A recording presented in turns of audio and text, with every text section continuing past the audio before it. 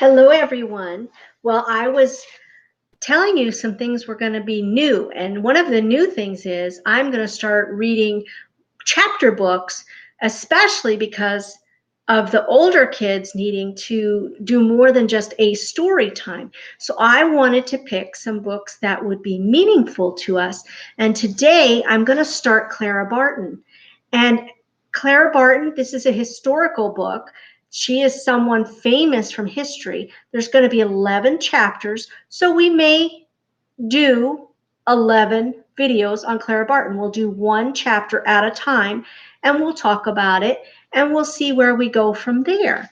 So as you can see, this is a picture of Clara Barton up here, and this is all about a tale that happened during the Civil War about this precious woman. Okay, if there's pictures, I'll be glad to show them to you. But this is the history of the Civil War, Clara Barton, Healing the Wounds by Cathy Dubowski.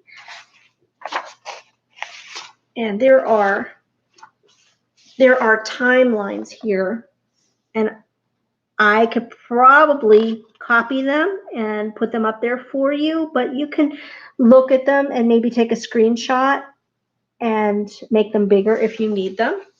It just really tells you what happens when. That's what a timeline does. It tells you, like May 22nd, 1854, it says Kansas-Nebraska Act states that in new territories, the question of slavery will be decided by the citizens. Many Northerners are outraged because this act could lead to the extension of slavery. Now, slavery is not right. It is not right to treat another human being poorly. God created us all equally in his own image.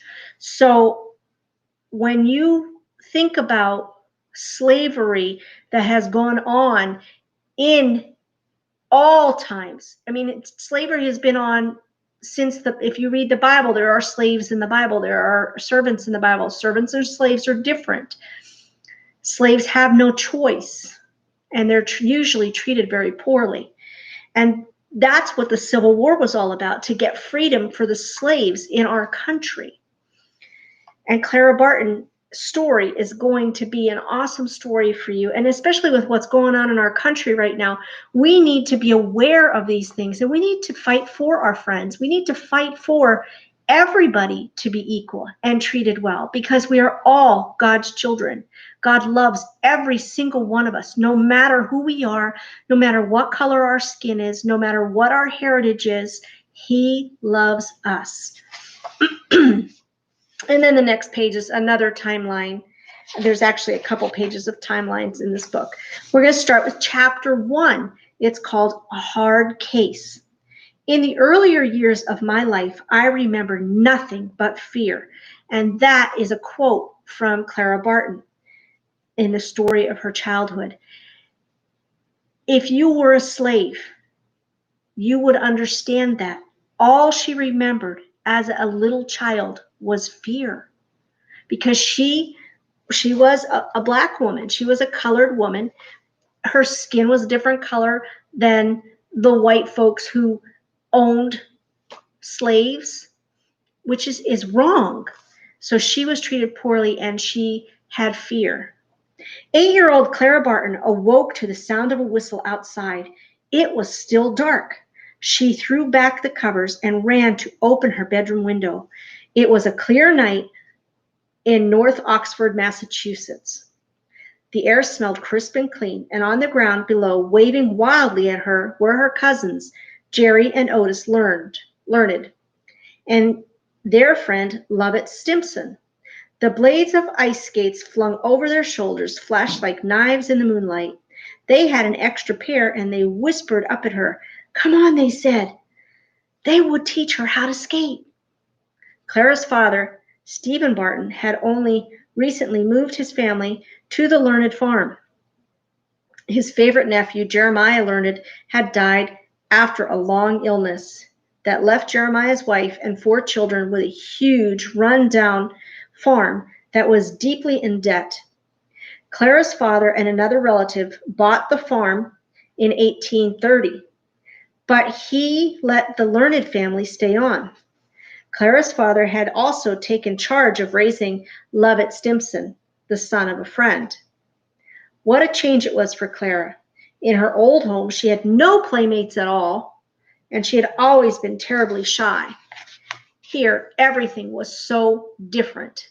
I now found myself one of the very lively body of 6, 3 boys and 3 girls, nearer of an age than would have been a problem in the same family. Clara wrote years later in her autobiography, The Story of My Childhood, which, if you haven't read it, it's a good book for you to read. Whenever somebody tells their own story, you can get a feeling of what it was like from their point of view. So it's always good to read the story written from their point of view if you can. These daring cousins roamed the hillsides with a spirit and freedom that Clara had never known. She adored Jerry and Otis. She tried hard to keep up with them, to earn their praise. And when they saw that she could run and ride horses like a boy, they became fast friends.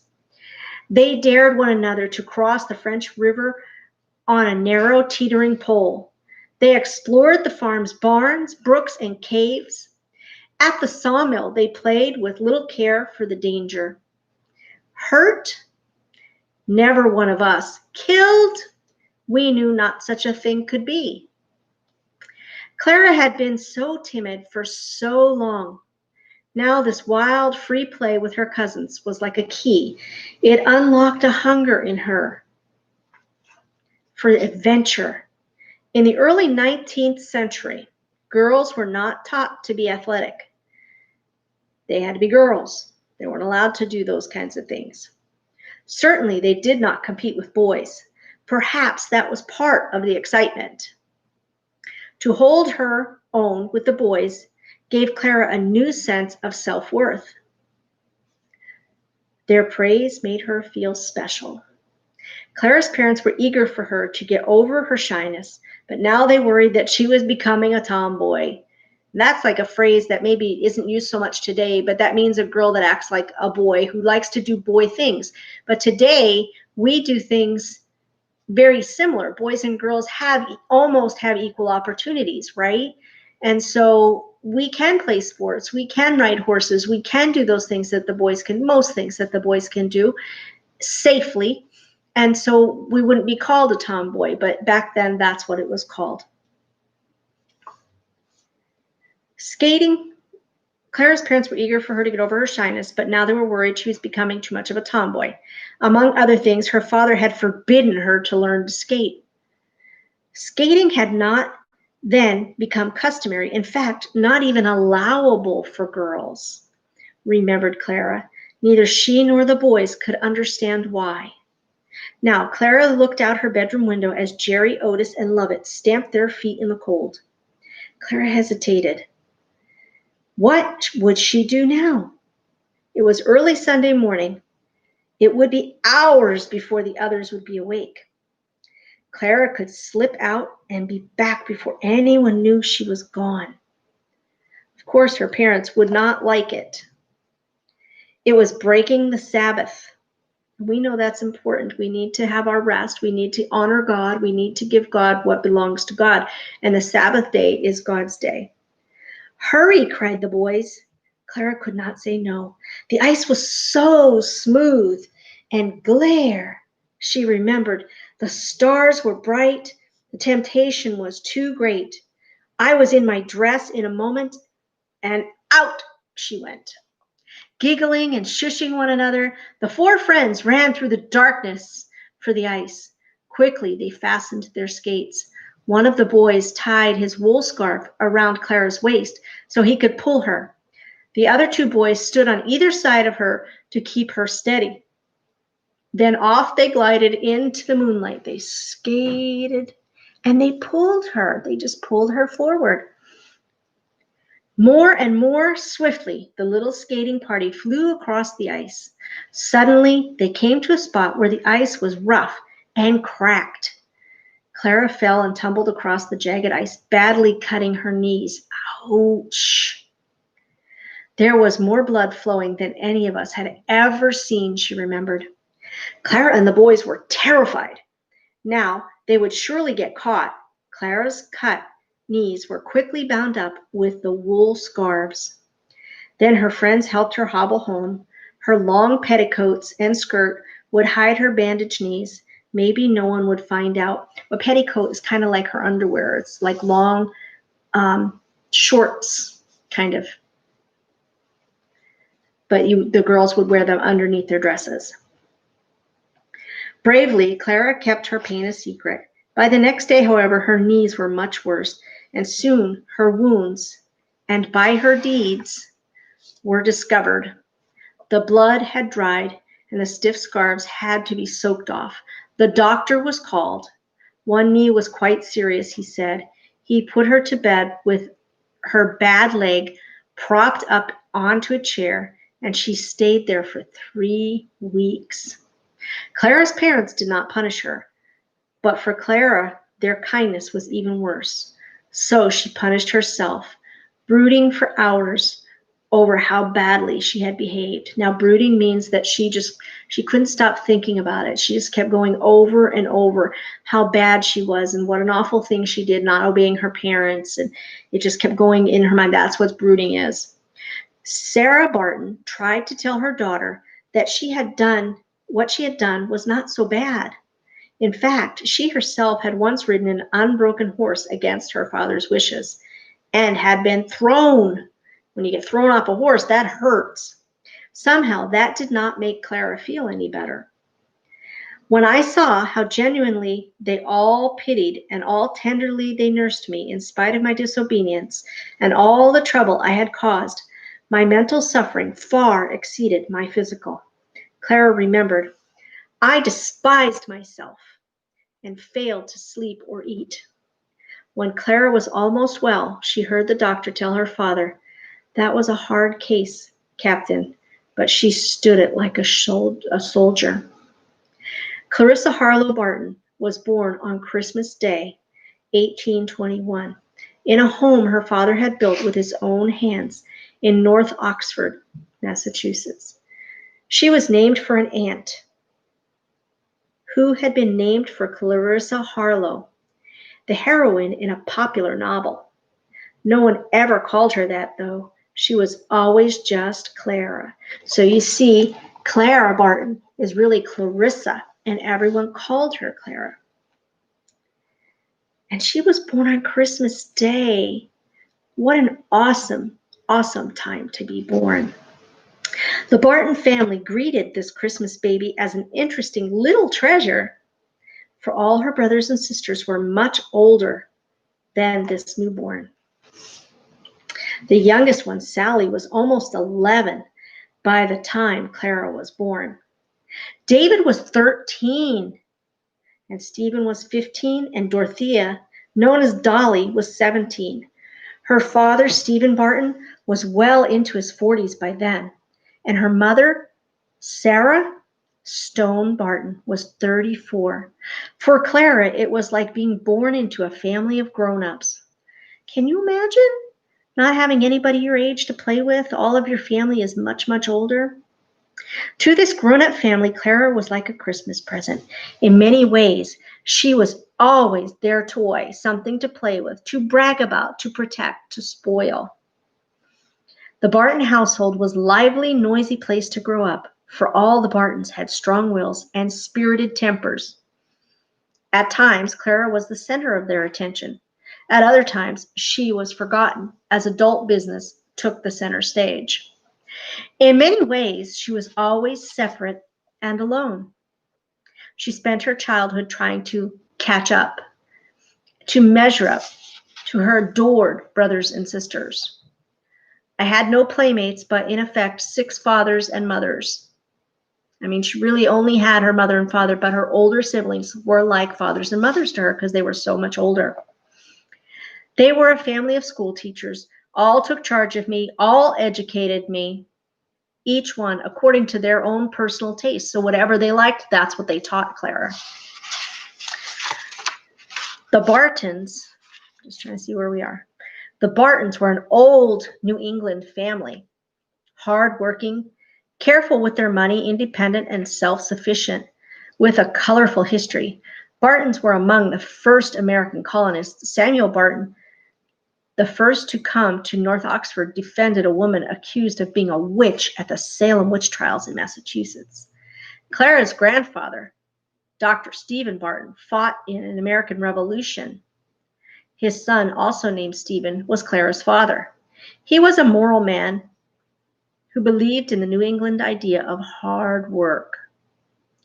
Though the Barton family was prosperous, which means they had lots of money, he worked the family farm and mill with his own hands and built much of the household furniture. Yet he was a witty man who had many, many modern ideas. He believed in reading and education. He was active in town government and spent his own money to help the poor. The Barton home was always open to visitors who wanted to discuss new ideas.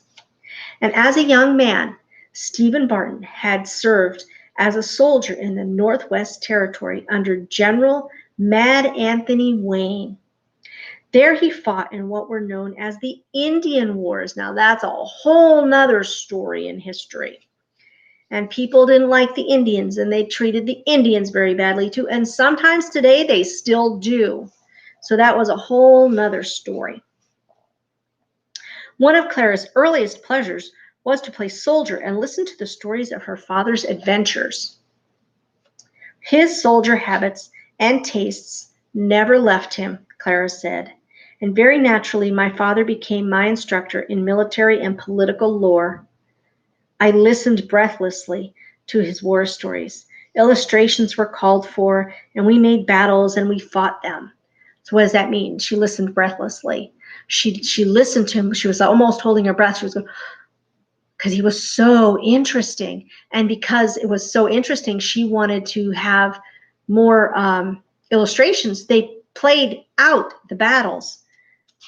Neither Clara nor her father could imagine that one day she would find herself on a battlefield and that these playful lessons would serve her well, when later, like all the rest of our country's people, was suddenly thrust into the mysteries of war and had to find and take my place and be part of it, she says.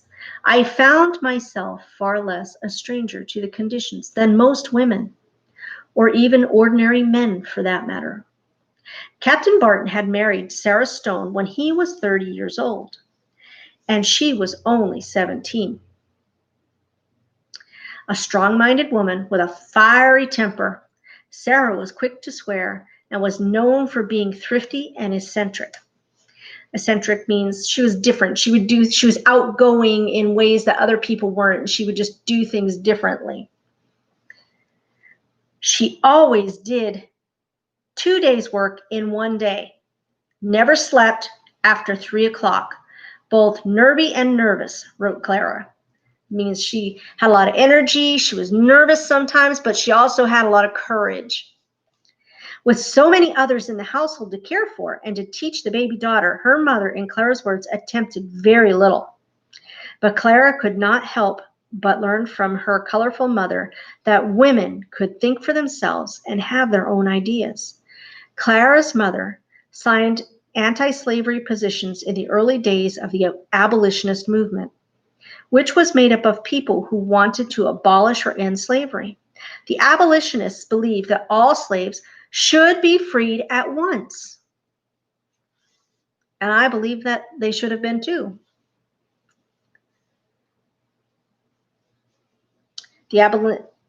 Without compensating the slave owners in any way for their financial loss, and I agree with that. No one should own another person. Her mother was also an outspoken feminist, someone who believed that women could have the same rights and freedoms as men. A long time ago, women didn't have the same rights and freedoms as men. They couldn't vote. They couldn't make decisions. Whatever the men said and did, that was the way it was. Women didn't get to choose and decide anything.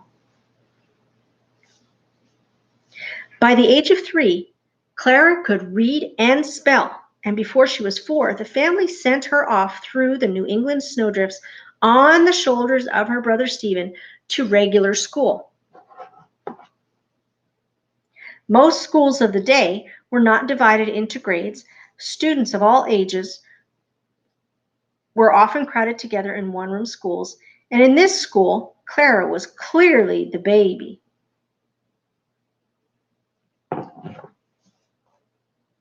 Clara was placed in a crowded room, clutching her spelling book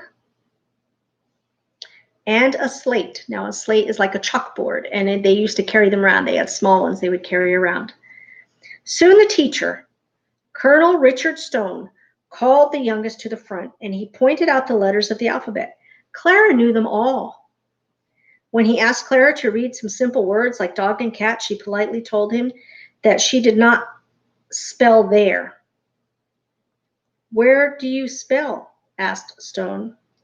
I spell in artichoke, she said. She pointed in her spelling book to the top word in the column of the hard three-syllable words. It was clear to Stone that Clara would be one of his best pupils. So she wasn't learning little words. She was learning big words by the time she was 3 years old. Schools at that time, they taught reading, writing, arithmetic, and not much else. They didn't really teach a lot of history. They didn't teach a lot of grammatics. They didn't teach science. Pretty much they taught you how to read and write, and they taught you how to do math. And that was it. Stone, however, was well known throughout New England for offering his students more. And sometime during the school year, Clara was given a copy of Monseur's Geography. Now, geography is about where places are, capitals of states, countries, things of that sort. Unlike many textbooks of the day, this one had been written for just children. Clara became so interested that she could not sleep and was not willing that others should either. I woke my poor drowsy sister in the cold winter mornings to sit up in my bed by the light of a tallow candle, help me find mountains, rivers, counties, oceans, lakes, islands, isthmuses, channels, cities, towns, capitals. Meanwhile, her brothers and sisters continued to teach her. My elder brother, Stephen, was a noted mathematician, remembered Clara. He introduced me to the mystery of figures. How many of you like math? She sounds like she really liked to learn, doesn't it? Brother David was a daredevil who loved horses. One could almost add that he was fond of nothing else, said Clara.